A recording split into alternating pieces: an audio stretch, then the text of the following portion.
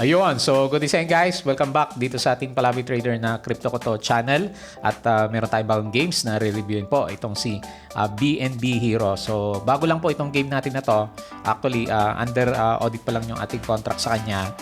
Pero later on, magkakaroon na po siya. So nagpapakilala po itong si BNB Heroes naman natin. So bakit kaya siya tinawag na BNB Heroes? Kasi siya yung ating first play to earn NFT game na ang nire-reward po niya is directly BNB naman. So, bakit kaya BNB? So, yun po yung pag-uusapan natin. Tapos, pasadaan natin kung ano yung meron dito sa kanyang pinaka webpage para makilala po natin yung ating bagong games na ito. Okay?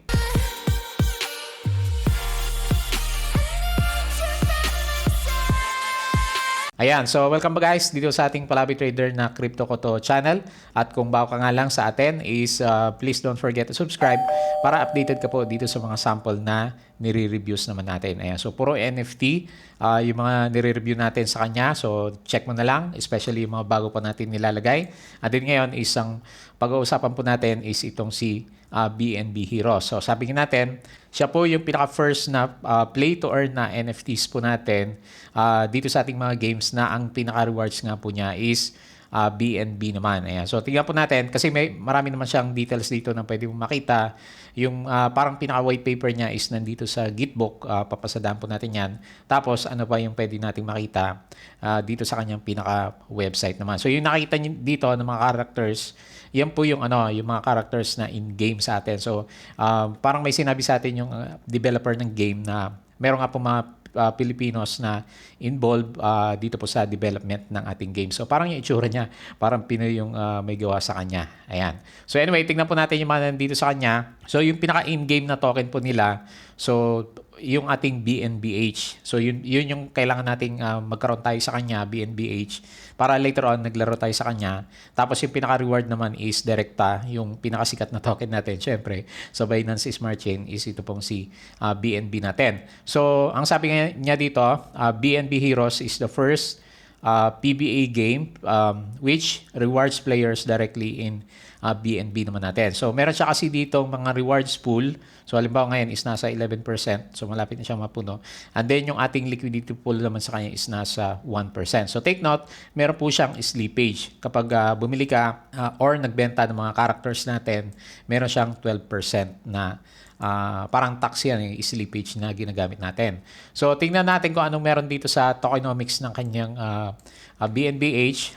Ayan, so ito yung makikita natin sa kanya guys. So laki ng token niya. So ito po yung pinaka picture graphic po ng ating token na BNBH. So ano ba tong tinatawag natin na BNBH token? BNB Heroes is the first play to earn crypto game built on the Binance Smart Chain with rewards players directly in BNB. So BNB nga po yung ibibigay sa atin. And players will use BNB Hero or yung BNBH to recruit heroes. So para makapag-start ka, dapat meron kang BNBH. So kailangan mo yan sa pag-recruit, pag-upgrade ng buildings, purchase ng mga items, and then complete missions in order to receive po yung ating BNB sa kanya. So ito yung kanyang pinaka-tokenomics. So para makita mo kung saan distributed yung 100 million yung pinaka-supply po niya. So 30% later on i-burn niya po yan. So ibig sabihin, mini-maintain niya yung in-game token natin para hindi masyadong bumaba yung value. And then meron siyang mga public pre-sale eh. So alam ko ongoing na to. Yung first pre-sale nila, alam ko okay na eh. So, meron siyang public pre-sale 30%, private pre-sale, ayan, so ito yata yon. Meron siyang 4%, and then yung liquidity pool niya is nasa 22% sa mga devs, 8% yung DXL niya fee, sa pag niya ng kanyang token is 6% naman. So, ang total supply nga natin is 100 million. So, yan po yung distribution. And then, tandaan nyo guys, meron siyang slippage sa pag-buy at sell ng mga characters or NFTs natin or yung games natin ng around 12% naman. So, yung iba kasi nun guys, pupunta naman dito sa rewards pool at saka dun sa ating liquidity pool naman. So, ibabalik din naman niya as a reward. Ayan, so yun po yung ating BNBH tokenomics naman sa kanya. So anong meron dito sa game natin? So meron po siyang more than 18 na unique NFT heroes. So yung mga nakita mo dito sa bandang unahan, yan, kasama po yung mga heroes. Itong mga heroes na to, kasama po yan. And then, tingnan natin kung ano yung mga heroes niya. Who will you fight and earn BNB? Kasi card game to guys eh. So, kailangan mo makakuha ng mga characters, either common, uncommon, rare, epic legendary heroes with different stats naman. So meron tayong list dito ng mga heroes natin. So nandito din sa kanyang Gitbook. Ayan, dito sa may bandang NFT characters.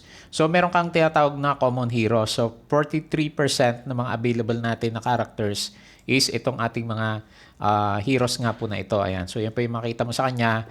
So yung meron siya mga stats dito, may speed 500, attack 500, meron siyang armor 500. So later on, yan yung imamatch mo dun sa kalaban mo para malaman mo kung yung probability na pwede kang manalo sa kanya is mataas or mababa. Pero ito mga common to, syempre, ito yung mga pinakababa na mga stats na available sa kanya. So may parang ninja, may mga archer din sa kanya at saka yung mga parang gladiator yung style. And then meron din tayong uncommon sa kanya. So 33%, so mas mababa yung numbers niya. So ito po yung mga available sa kanya. So mas mataas ng konti yung speed nito, 600. So, tapos yung iba, mas mataas ng konti yung armor. So depende po sa characters na pipiliin mo or makukuha mo later on pag bumili ka sa kanya. Yung rare naman, so ito din. So makita mo siya, ang attack power naman niya mas mataas. Ito 600. Si Sir Bertrand, so yan yung isa sa mga rare heroes natin.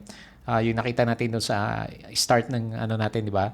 So ito attack niya 700, ito 600 naman. So mas mataas yung attack naman niya. Pagdating sa epic, so nagko-combine siya, mataas yung attack tsaka yung speed naman. So 6% lang yan. So ibig sabihin, kokonti lang po yan. And then siyempre, yung pinakamataas yung legendary. So siya yung may pinakamataas na stats 900, halimbawa to, meron tayong 900 na attack power sa kanya. So habang tumataas yung rarity ng characters natin or yung number of characters na available is tumataas po yung kanyang capability naman. So yun po yung mga heroes na pwede natin gamitin later on sa kanya. So ito yung maganda sa kanya guys, tinitignan ko yung website niya kanina. So meron siyang potential lang naman yung nalagay niya. Defeat enemies and bosses to earn up to 0.4 BNB per day. So malaki to guys 0.4 kasi pag nag-compute ka, yan, meron tayong konting competition. 0.4 times nasa 23 yata ngayon si BNB. So halos halos 9,000 yung potential niya. So yun naman yung sinasabi niya. Siguro depende na lang kung magaling sa gameplay or lagi kang naglalaro naman sa kanya. So ito po yung mga enemies natin. So meron din siya meron din siya mga criteria or yun nga, yung mga characters na ginagamit natin. So, tignan po natin siya. Ayan, so ito po yung mga enemies natin. Meron kang Tier 1 Red Skull Melee Infantry. Ayan, so ito siguro mga lower characters na kalaban natin. And then, meron din tayong Tier 2 Red Skull enemies. Ayan, so yun po yung mga kalaban natin. Tapos, actually, may mga boss din dyan So, may mga boss fight din tayo. So, fight bosses to gain big amounts of BNB and experience points. Ayan, so hindi siya nilagay. So, medyo unknown siya. Siguro surprise siya kada week kasi boss of week number 1. So, meron siyang dito, question mark. And then, meron kang base BNB na kailangan 0.08. Experience mo dapat is 700. Tapos yung success rate mo, para manalo ka sa kanya is 60%. So, medyo mahirap siya ng konti. And then, yung HP needed mo is nasa 500 naman siya. So, make sure medyo tally. Kasi card game to, di ba? So, may stats yung kada card. Dapat pasok siya. Kung hindi, medyo mahirapan kang matalo yung ating boss naman. So tapos, meron din siyang meron din siyang mga buildings. So, yung buildings, additional na lang sa mga players natin. So, may mga rewards ka din na pwedeng makuha sa kanya. So, i-rebuild mo your stronghold to boost your reward, stats, experience, and more. So, all your stronghold buildings can be upgraded up to level 4. So, may kanya-kanya levels din pala in order to receive different perks such as increasing BNB, per fight, faster HP, more XP per fight, and more naman. So, ano yung meron dito sa mga building upgrade? Ayan, so ito po yung makikita natin sa kanya. Meron tayong town upgrade sa kanya. So, ito yung mga pictures niya. If all buildings are fully upgraded, player can claim a special unique NFTs. Ayan, so pwede ka pang manalo pala sa kanya.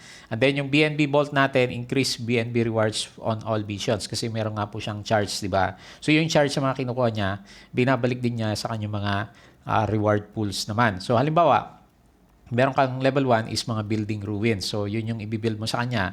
Level 2, kailangan mo meron kang 12,000 BNB each per 24 hours plus 5% BNB, yung rewards mo naman pag meron ka netong level 2. So, tumataas ng tumataas yung levels. Tapos, meron din siyang town in, reduce hero resting time after mission. So, kasi meron siyang rest period, di ba? Para mabawasan mo yan, so, meron kang gagamitin dito sa mga buildings naman natin. So, syempre, meron siyang minus 7% hero HP loss kasi nga, i-reduce mo kasi yung pinaka-resting time natin sa kanya. And then, meron siyang mga barracks. So, meron din siyang plus experience points. Kasi kailangan mo yan yung ma-experience para madali yung chance mo na manalo doon sa mga card games natin.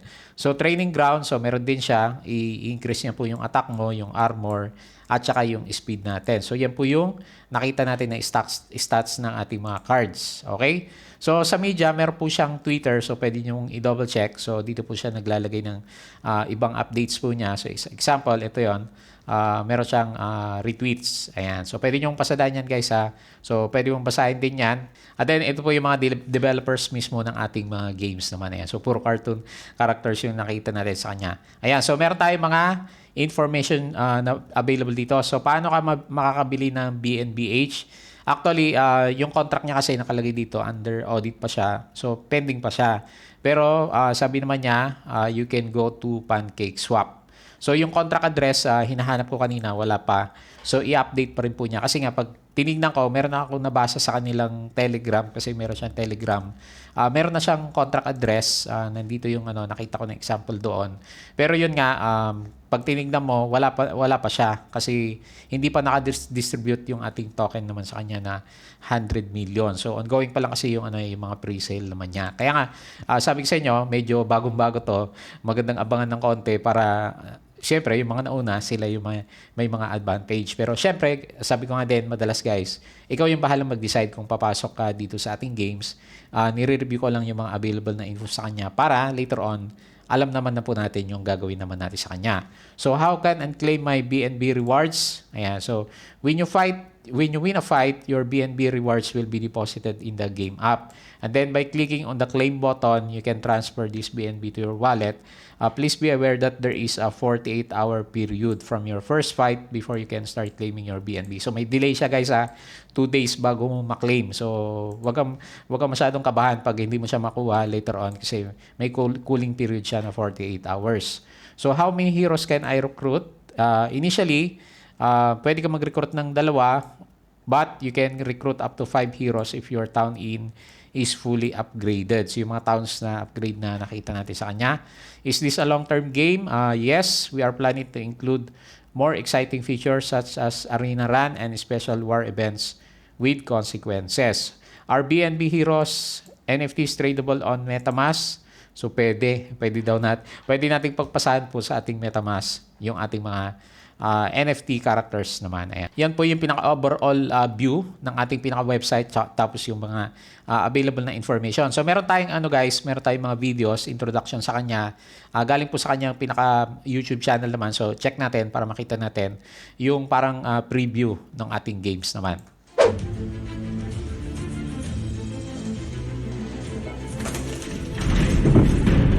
Yun, astig yung entrance. First NFT game with BNB rewards. Yan, parang ito yung town natin kanina, di ba? Ayan, so yan po yung mga characters, Ayan, so card game siya, guys, So, halimbawa, ito yung character mo siguro, and then ito yung mga kalaban mo. So, pwede kang pumili sa kanila. Ayan. So, this was after pre-sale. So, pwede kang lumaban sa mga Red Skull. I-connect mo yung MetaMask mo. Ayan. So, may mga gas fee siya, guys, yung pinag-usapan natin. Meron po siya mga slippage na tinatawag.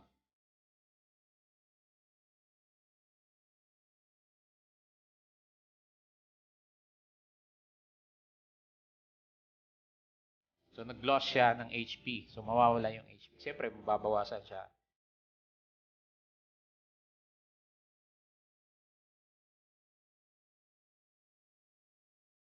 Ngayon, so meron siyang reward doon sa taas.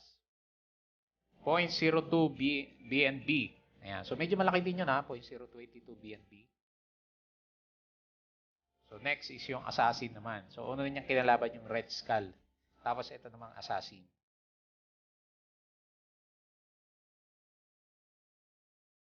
So take note mo yung experience points ng kalaban mo at saka yung yung experience points mo. Tapos syempre, 'di ba yung mga stats natin kanina. Yan, we got NXP. And now Lady Ella is level 2. Ayan, so nag-upgrade po siya. Ayan, so yun po yung pinaka-sample na card fight. And then meron din siya dito, additional na video. Tingnan po natin siya. Ito naman yung minting process natin sa kanya. So, tinesting na niya kung paano tayo mag-mint ng mga characters po natin.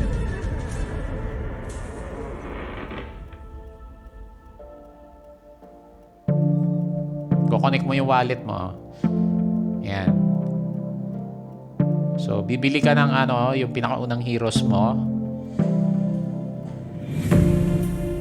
Okay, so prototype pa lang pala to. So, inayos pa siya. Yan, so remember may mga slippage pa tayo sa kanya. Yan, so okay na siya. Nakabili na siya ng first character. Ayan, i-expedite mo siya kasi once nakabili ka, meron siyang time, di ba, bago mo siya mabuksan. So, para ma-expedite mo siya, syempre, meron siyang gas fee para mabuksan mo siya kaagad. So, yun, epic kagad yung nakuha niya. So, lucky siya dito. So, magre-recruit siya ulit. So, ganun yung pagpapadami ng characters or cards mo naman sa kanya. Yan, second hero na po niya ito. Okay. So, kung hindi ka nagbayad ng BNBH, antay mo na lang po siya. So, ilang araw din yung antay mo sa kanya. Ayan. So, ganun po yung pagbili ng characters naman dito sa ating BNB Heroes naman. Okay? So, halos napuntahan natin lahat ng basic na information sa kanya. At sana nga po nakatulong yung information na ni-review natin dito sa inyo. So, guys, kayo po yung magde-decide kung papasok kayo sa game. Alam niyo naman, meron pong mga risks na involved dito sa kanya. So, enjoy mo lang yung ginagawa mo sa kanya. Kung gusto mo yung laruin siya or kung gusto mong mag-play to earn is pwede rin naman. So, ikaw po yung bahala mag-decide. Okay? So, yun po yung ating review. So, as usual, please don't forget to subscribe dito sa ating Palawi Trader na Crypto Koto channel at see you again sa ating next Crypto Vlog.